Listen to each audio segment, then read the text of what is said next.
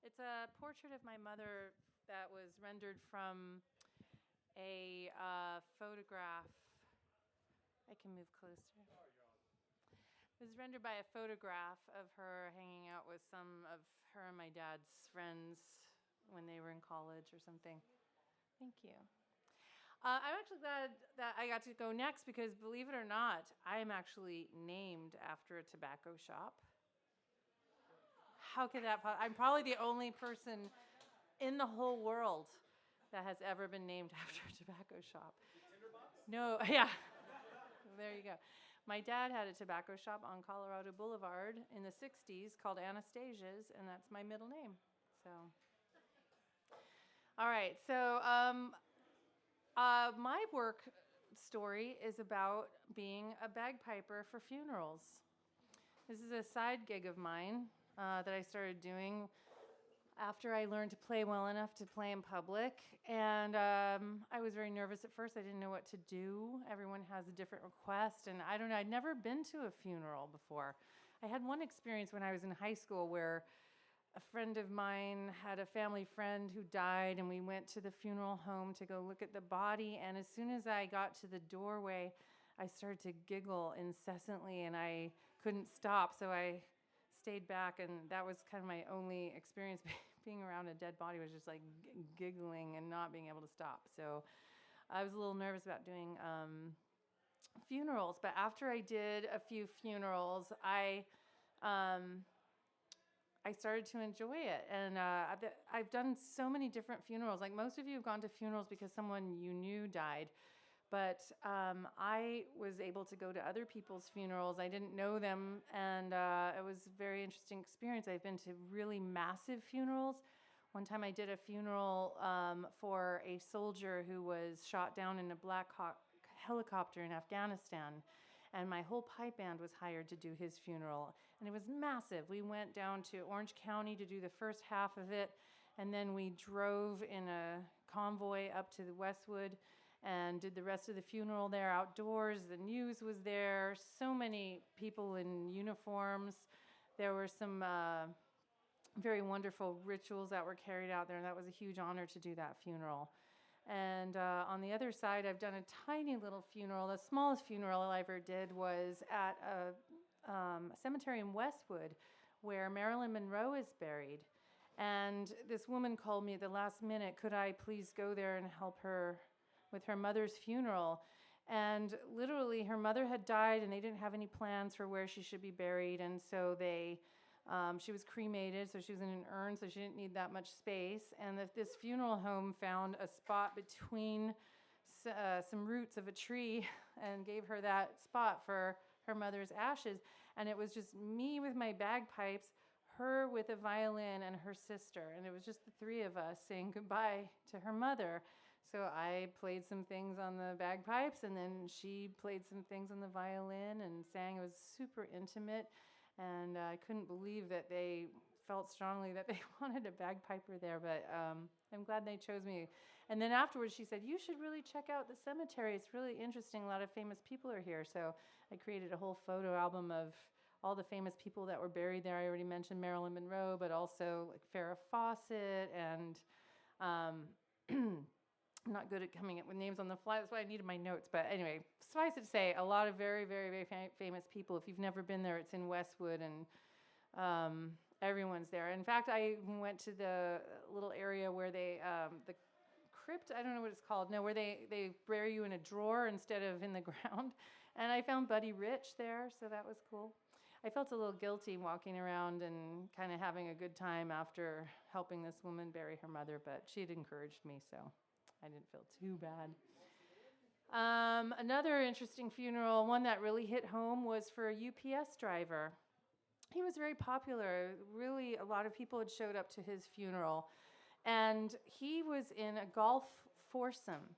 And his three buddies showed up to talk about him. And man, I could hardly hold it together. I realized how important that friendship was. I mean, these guys had been golfing together for, like 20, 30 years.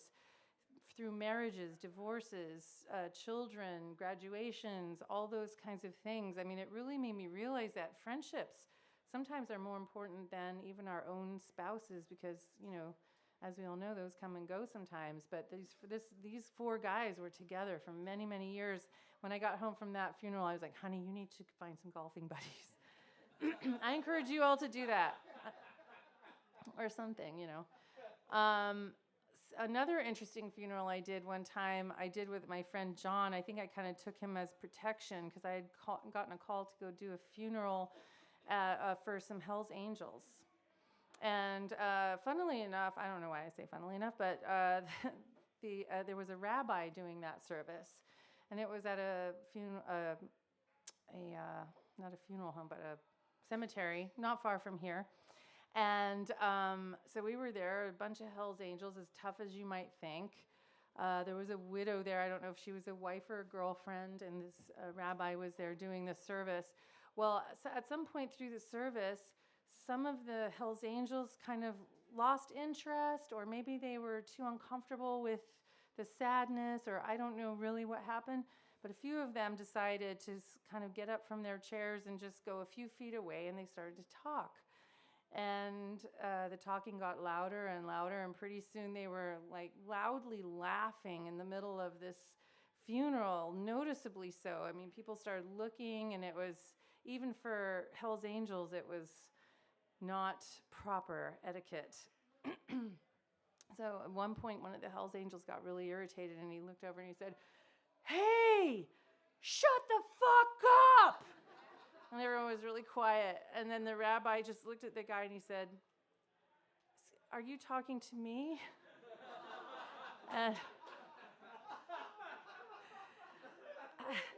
And so we got through that funeral. The interesting thing about that was then afterwards, the bagpipers and the rabbi and some other sort of hired funeral hands were all standing around wondering when we would get paid, because this crying widow was the only one with the checkbook, and nobody wanted to go over there and ask her for the money, so it was a little bit awkward, but we did end up getting paid.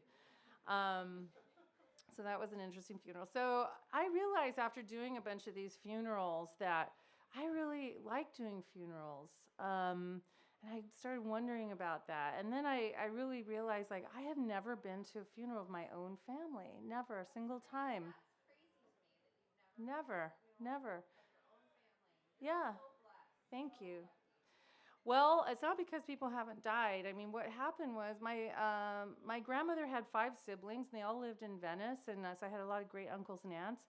And one by one they died. They sort of faded away. No one ever said anything like, "Oh, hey, let's go to, Uncle Joe's wedding, funeral." So I started to wonder about this. Like, not a single person in my family had a funeral, including my own mother, who had multiple sclerosis, and she died, and she was whisked away and cremated, and I don't know what happened to her. I think she was disposed of in a mass scattering of something. I don't know. So one day I decided to talk to my dad about it, because I kind of was blaming my dad. It must be his fault. Like, my dad was the kind of guy that didn't show up to concerts, and he wasn't very supportive, and I kind of pegged on him. Well, it must be his fault that we didn't go to any funerals, or that my mom didn't have a funeral, because why wouldn't he tell us? He must have known there were funerals. So I asked him one day, I said, "Dad, I've been playing bagpipes at a lot of funerals, and I realized that we haven't been to any. So why is it that there haven't been any family funerals?" And he said, "Oh, funerals."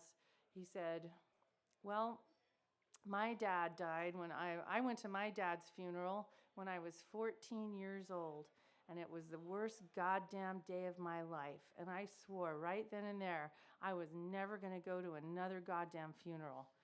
So I accepted that. I felt like I had been putting blame on him, but maybe there was a side to the story that I didn't know. So I brought this beautiful picture of my mother, who's never had a funeral. And so I'm inviting you all here tonight to share a little tiny tribute to my mother, Jean Christiana Carlson Goldberg, and I'm going to play my pipes for her.